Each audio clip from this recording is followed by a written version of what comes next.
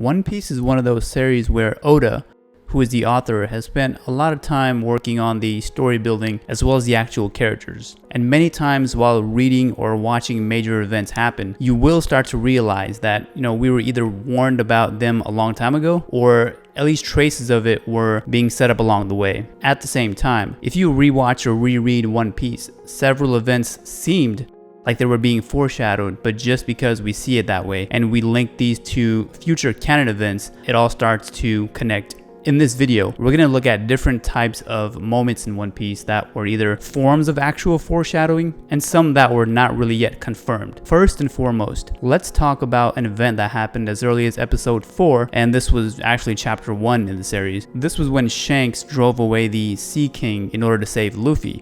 There are some people that say he did this using intimidation alone, but a lot of people also believe that he actually used HAKI. I've also heard people claim that Shanks purposefully lost his arm to teach Luffy a lesson that, this is basically what it means to become a pirate. But that makes less sense to me. Why would someone lose one of their arms just to teach a lesson to a kid? One thing to keep in mind here, this was one of those things that was never revealed or clarified. It's easy to just assume that Shanks did in fact use HAKI because obviously later in the series, we do know just how monstrous his HAKI is, especially when he got on Whitebeard's ship and he ended up knocking out a bunch of low-tier crew members. Not to mention the wood even started to chip and crack, and we clearly see these things as indicators that Shanks' HAKI is indeed on another level. But even though Oda is a genius for his foreshadowing alone, I'm not sure if HAKI would have even been an actual concept at that point in the series. But again, this was only chapter 1. In my opinion, it's probably up to the audience to decide. The next one is when Cricket is telling Luffy and the others about how he is a descendant of Nolan. And you can kind of see Sanji being away from it all, expressing no interest in family matters whatsoever.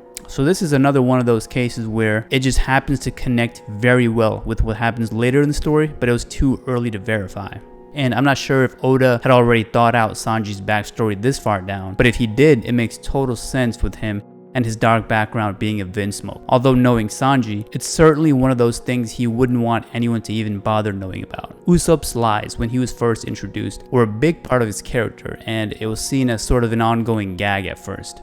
What we are specifically talking about here is the conversation between him and Kaya right outside her mansion when they were initially introduced. What's interesting is that nearly every single lie he has told Kaya has always turned out to be true in the future. First, he kept on warning the villagers that the pirates would be attacking soon. Then we find out that Kuro and his crew were actually planning this from the very start. This lie became true. Then he told Kaya about a giant goldfish with poop as large as an island. This became true when Luffy and the crew were leaving Little Garden and were on their way to Skypiea. The giants referred to the goldfish here as the Island Eater, and apparently it ate the Going Merry but was cut by their attack. This lie also became true. Usopp has also stated that he was an expert in sniping, and so in the Water 7 arc we find out that he took the role of Sogeking, or the King of Snipers. This lie became true as well. Last but not least, he boasted of having 8,000 followers, which seemed completely ridiculous at the time, but later during the Dressrosa arc, Hyrule, who is the Elbaf warrior, and the others were basically freed from being toys, and after that they had now claimed that they became Usopp's followers and called him God Usopp. This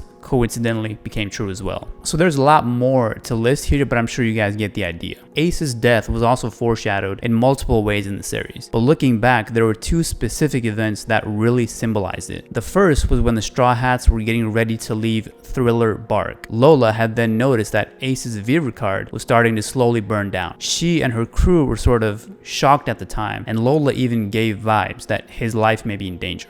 The next hint of Ace's death was his former association with the Ace of Spades. If you recall, Ace was actually captain of the Spade Pirates before he jumped onto Whitebeard's ship, and the Ace of Spades is commonly known as the Death card. So if you think about it, it was foreshadowed all along in his name as well as the name of his former crew. And this next one is right after some of the Straw Hats arrived on Zou and helped the Minks recover from the fight with Jack. And you'll remember as they're all walking towards the whale-shaped tree, Momonosuke claimed that he actually met Roger, and he's only 8 years old at the time, but Roger died 20 years ago.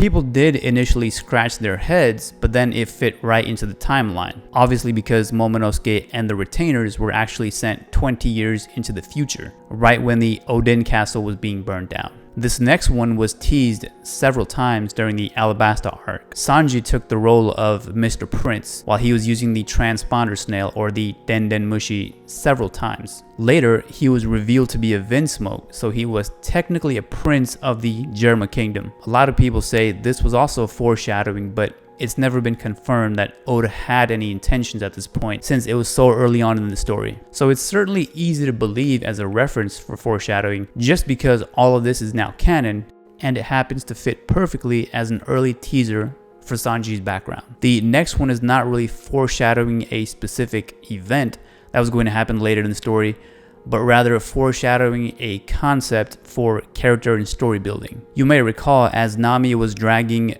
Luffy and ZORO out of the bar where they had gotten completely wrecked by Bellamy, Blackbeard stated that those two actually won and said that he completely disagreed with their remarks on the idea of dreams. Then he goes on to state that a man's dream will never end. Cinematically, the scene just comes to a halt for a second and Luffy's face basically goes into serious mode. ZORO's expression also shows a similar response. What this basically meant, at least to me, is that Nami and everyone in the bar didn't realize why Luffy and ZORO chose not to fight, whereas Teach completely understood just from watching from afar. This is an iconic scene because Oda is basically setting up Luffy's negative parallel and sort of antagonist right in front of our eyes, but us as the readers won't really see why until later. So based on what we know of Teach so far, I think Blackbeard has the same motivation as Luffy from the perspective of becoming Pirate King, but clearly in an anti-hero way. So too many things up in the air here, but even now we know very little of Teach. Jinbei was first introduced in as early as episode 25, which was roughly chapter 69. This may have been done to create sort of a vibe for how powerful the warlords of the sea were, but once his association with Arlong was brought up as well, it could have been the earliest potential teaser for the Sun Pirates. Although this could be Oda trying to set up a connection between the backstory of Fish or Tiger, where Arlong, Jinbei, and Hachi were all part of the Sun Pirates in general. This was also one of the events where it was too early to classify as foreshadowing, but it happened to fit right in when you combined everything as a whole. Next, the concept of mantra or mantra being introduced during the Skypiea arc. I wouldn't go so far as to say it was foreshadowing in my opinion, but I feel like it may have been sort of a beta test for Oda before he decided to introduce the different forms of HAKI. So if you were to reread or rewatch the Skypiea arc, you will find a lot of fights where mantra was used as early indicators of observation HAKI, armament HAKI, as well as Haoshuga HAKI. But it wasn't until later that Oda had created these terms so that he could classify different characters who would be capable of using each of these.